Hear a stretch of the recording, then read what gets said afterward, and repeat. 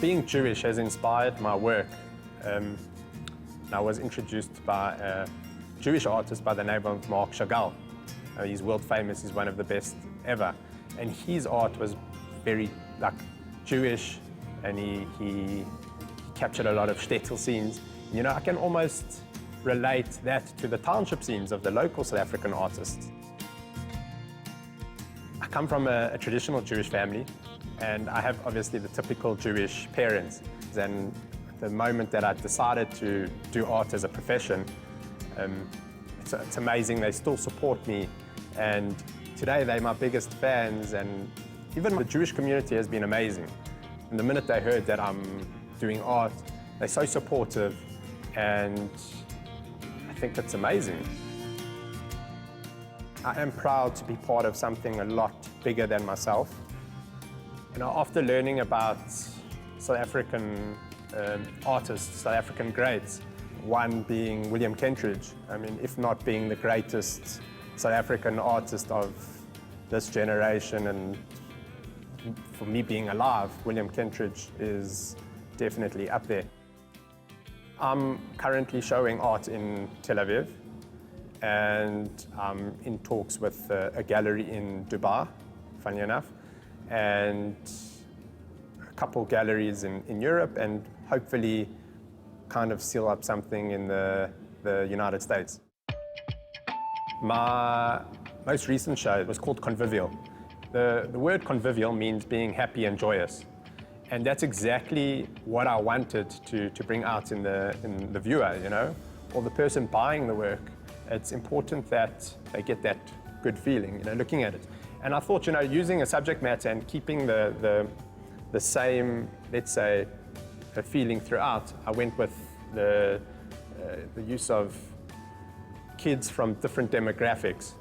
So they came from different homes, different backgrounds, rich, poor, and, you know, in the end of the day, we're all human and we all have the same feelings.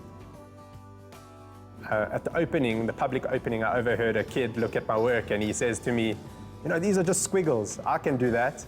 And I was like, you know, maybe you could, because my technique is very loose. It's very free, and, you know, I don't like to be constrained to, you know, I like my work to look real, but when you look at it closely, it must be very, it's wild. When I was a kid, I was heavily inspired by South African black artists. That's why originally a lot of my original subject matter was actually African faces or township scenes, even though I hadn't grown up in that environment. Because I was so inspired about these artists like Gerald Sokoto, George Pemba, Ben Makala, I'm still heavily influenced, and their style still influences my work today. This was actually the piece that little child commented and said, you know, I can do it, the squiggles. And, you know, you see, after looking at it, it is a lot of squiggles, but it does make up a bigger picture, you know, it's very loose, it's free. I like to express myself on the canvas and have fun, you know. And this particular style, if you make an error, you're able to incorporate that into the work. So this is one of my painted works. It's still a medium that I'm really learning, and I'm trying to embrace it. And the way that I paint is actually the way that I sketch. So you can actually see in the work, you'll see the squiggles, the paintbrush strokes. It's very much the same way that I use the charcoal in the work. I try not to make all my works look identical. I want to try to bring out something unique in every piece. So this particular work, I went with a very flat pink background to kind of bring out the actual person that I'm capturing. A lot of the time, the brush strokes go into the background. There's some paint drops that are kind of like still leaky. That I don't take those away, because I think they actually add to the piece, you know. And it's just something that happens. I don't look at it as like, oh no, it's an error. I mean, you can see some of the water drops that have come down the shirt here, but every little bit adds.